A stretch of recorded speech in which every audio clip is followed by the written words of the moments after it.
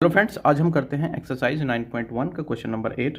तो question number 8 में एक स्टैचू है जो 1.6 मीटर टॉल है। ये स्टैंड करता है यानी कि खड़ा है on the top of A pedestal.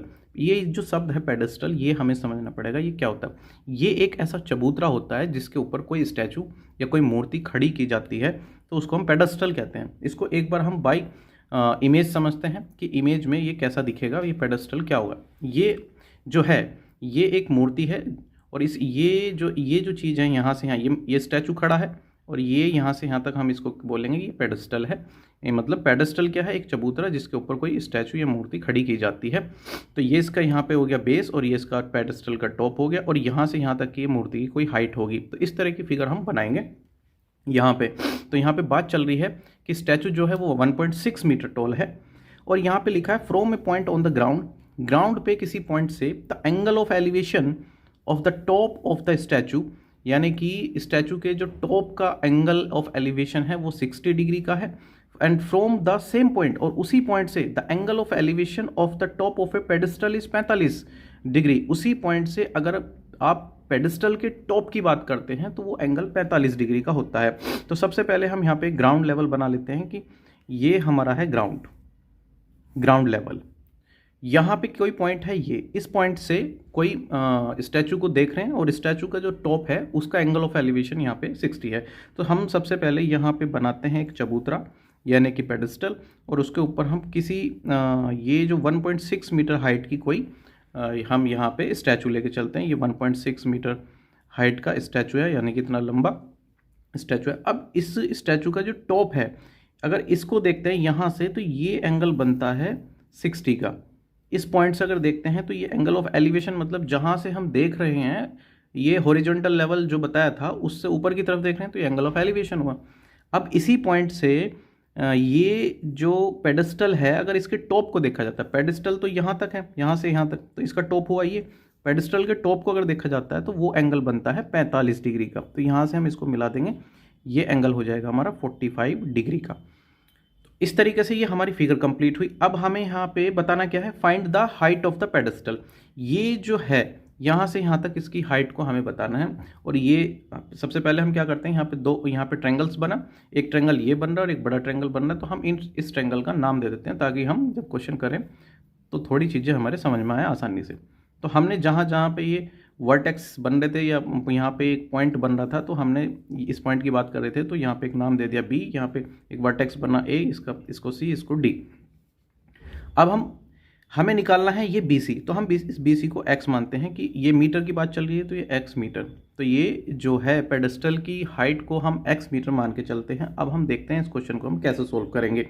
तो सबसे पहले हम पकड़ते हैं यहाँ पे छोटा ट्रायंगल, इन ट्रायंगल, ये जो ट्रायंगल है बी सी डी, इस ट्रायंगल में ले चलते हैं बी सी डी ट्रायंगल में और इसमें कोशिश करते हैं कि हम ये बेस फाइंड कर लें। ये जो है ये वाली डी सी फाइंड कर लें। ये इसलिए कोशिश कर रहे हैं हम, ये इसलिए ऐसा निकाल रहे हैं क्योंकि जब हम बड़ा ट्रायंगल पकड़ेंगे तो उसमें हमें इसकी ज़रूरत पड़ेगी। तो इसलिए हम डी सी पहले से ही निकाल के रखते हैं, इसलिए हमने छोटा ट्रायंगल पकड़ा है। तो हम निकालते हैं यहाँ से डी सी। तो डी सी कैसे निकाल लेंगे, ये हमारा परपेंडिकुलर है, हमें ट्रायंगल में कुछ भी नहीं पता तो हम ये एक्स मीटर हमने मान रखा है। तो हम परपेंडिकुलर अपॉन बेस वाला ट्रिग्नोमेट्रिक रेशो लगाएंगे, वो होता है टेन थीटा बराबर होता है यहाँ पे टेन थीटा, हमने पढ़ा है टेन थीटा बराबर होता है परपेंडिकुलर अपॉन बेस। अब परपेंडिकुलर इस ट्रायंगल के यहाँ पे एंगल 90 का है तो 90 के सामने वाला हाइपोटेनस, ये परपेंडिकुलर, ये बेस। तो परपेंडिकुलर ये हुआ तो हम यहाँ पे एंगल लेके, हमारा एंगल कितना है एलिवेशन, ये 45 डिग्री का है और ये जो है परपेंडिकुलर एक्स है और बेस का हमें ये डी सी ये पता नहीं है, ये हमने मान रखा है। एक्स पता तो इसका भी नहीं है लेकिन ये हमने एक्स मान लिया है तो हमने एक्स ही लिख दिया है यहाँ पे। उसके बाद tan 45 का मान होता है 1, तो हमारा यहाँ पे tan 45 का मान है 1, तो यहाँ पे हमने 1 रखा और x अपॉन डी सी। अगर यहाँ से हम डी सी फाइंड करेंगे तो ये हमें 1 इधर करेंगे तो डी सी बराबर x हो जाएगा, x मीटर। तो ये जितना ये है उतना ही ये है, यानी कि डी सी है हमारी x मीटर। अब हम क्या करते हैं, अब हम बड़े ट्रायंगल में चलते हैं और कोशिश करते हैं कि हम x की वैल्यू किसी भी तरीके से फाइंड करें और यही हमें फाइंड करना है। तो अब हम चलते हैं इन triangle A D C triangle में चलते हैं। ये बड़ा ट्रायंगल हमने पकड़ा है और ये यहाँ से यहाँ तक है परपेंडिकुलर और ये है बेस। तो हम परपेंडिकुलर अपॉन बेस ही लगा रहे हैं, यहाँ पे टेन थीटा का यूज़ करेंगे। तो ये हमें पता है परपेंडिकुलर अपॉन बेस। अब हम डायरेक्ट कर देते हैं, यहाँ पे tan 60 लिखेंगे, tan 60 और परपेंडिकुलर है हमारा ये, तो यहाँ से यहाँ तक तो 6 है, ओ सॉरी x है, और यहाँ से यहाँ तक है 1.6, तो हम ये लेके चलेंगे x प्लस 1.6, तो यहाँ से यहाँ तक का यही तो हुआ x प्लस 1.6, तो ये हमने परपेंडिकुलर लिया x प्लस 1.6, और डिवाइड करना है हमें बेस से, ये है हमारा बेस, और बेस है यहाँ पे x, तो बेस यहाँ पे हमारा x है, तो हमने x लिखा। अब tan 60 की वैल्यू है √3, और ये है 1x प्लस 1.6 अपॉन में x। अब हम यहाँ से क्या कर सकते हैं, जो भी हमें आ रहा है सोल्व करना, जो हम यहाँ से कर सकते हैं हमें वो करना है। हम यहाँ से इसकी मल्टीप्लाई यहाँ कर सकते हैं, तो हम यहाँ पे करेंगे इसकी मल्टीप्लाई, जितना भी हम इसको सिंपलेस्ट फॉर्म में ला सकते हैं हम उतना सिंपलेस्ट फॉर्म में लेके आएंगे। तो ये हो गया √3x बराबर x प्लस 1.6। अब हम इसको फर्दर सोल्व करना चाहते हैं, तो इसमें जो x वाला टर्म है, एक x का टर्म यहाँ पे √3x, एक x यहाँ पे, तो हम क्या करेंगे, जो x का टर्म है उसे एक साइड करेंगे। तो फिलहाल हम इसको यहाँ कर लेते हैं, इसमें क्या करेंगे हम x वाला टर्म एक साइड कर देते हैं, तो ये √3x, और ये x उठा के जब इधर करेंगे तो ये हो जाएगा माइनस का x, और इधर बच जाता है 1.6। अब हम इससे आगे क्या कर सकते हैं, इससे आगे हम यहाँ पे इन दोनों टर्म में x है, तो हम यहाँ से x कॉमन कर सकते हैं, तो हम x कॉमन करेंगे। ये हमने पिछली क्लासेस में भी पढ़ा होगा कि कॉमन कैसे करते हैं। यहाँ पे √3 बचेगा, यहाँ माइनस है तो माइनस, और यहाँ से जब x बाहर जाएगा तो यहाँ पे ये 1 बच जाएगा। बाहर करने का मतलब ये है, यानी कि कॉमन लेने का मतलब ये है कि अगर आप x कॉमन ले रहे हो तो जो अंदर है, जो आप अंदर लिख रहे हो उसको डिवाइड करके लिखोगे x से। जैसे √3x है, आपने x कॉमन लिया तो x से आपको √3x को डिवाइड करना पड़ेगा। थोड़ा यहाँ समझते हैं, कॉमन लेने का मतलब है x कॉमन लिया तो यानी कि x से डिवाइड करना, और x से x कट जाएगा तो √3 बचेगा। ऐसे ही वहाँ पे x था, जब x को x से डिवाइड करेंगे तो ये 1 बचा, तो सेम ही चीज़ यहाँ पे आ गई है। तो ये x अंडर यहाँ पे x ब्रैकेट √-1 ये बचा। अब हम क्या करते हैं, यहाँ से हमें x की वैल्यू फाइंड करना है, यही हमारा मेन मोटिव है। तो हम ये करते हैं कि 1.6 और ये जो वैल्यू है उठा के √3-1 ये 1.6 के अपॉन में कर लेते हैं। अब हम इसको फर्दर कैसे सोल्व कर सकते हैं, तो एक मेथड है हमारे पास, रेशनलाइज मेथड।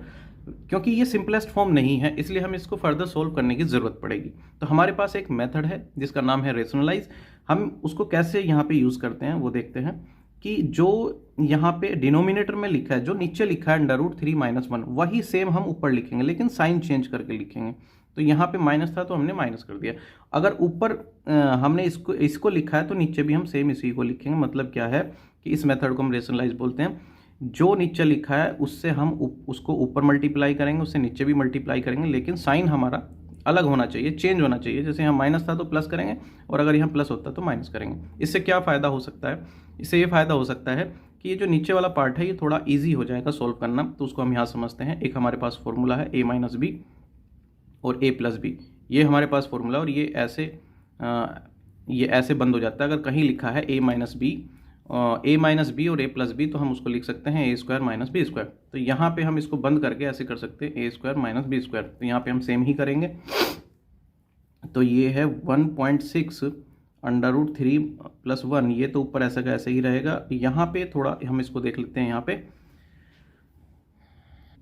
तो यहाँ पे हम कैसे कर सकते हैं, तो यहाँ हो जाएगा √3 का स्क्वायर और यहाँ हो जाएगा 1 का स्क्वायर। जब हम यहाँ पे सोल्व करेंगे, ये a है और ये b है, तो √3 का स्क्वायर -1 का स्क्वायर, तो यहाँ से हो जाएगा 3 और यहाँ से, और ये हो जाएगा 1। तो ये कुल मिला के यहाँ ये सोल्व करने के बाद आ जाएगा 2, तो हम अपॉन में करेंगे 2। अब हम इसको थोड़ा सा और सोल्व करते हैं। ये जो 16 है यानी कि 1.6 है, ये 2 से डिवाइड हो सकता है, तो हम इसको काट सकते हैं। तो कट के 8 आ जाएगा। जब हम 2 से 16 को डिवाइड करेंगे तो ये 8 आ जाएगा। लेकिन यहाँ पे पॉइंट था, तो पॉइंट के राइट साइड में 1 था, तो हम यहाँ पे भी पॉइंट लगा देंगे। पॉइंट के राइट साइड में एक अंक यानी कि एक स्थान होना चाहिए। अब हमारा ये जो आया सोल्व होके, ये 0.8 √3+1 ये हमारा सोल्व होके आया है, और यही हम इसको यहाँ पे आंसर छोड़ देंगे। यही हमारा आंसर होगा। अब हम नेक्स्ट वीडियो में नेक्स्ट क्वेश्चन करते हैं।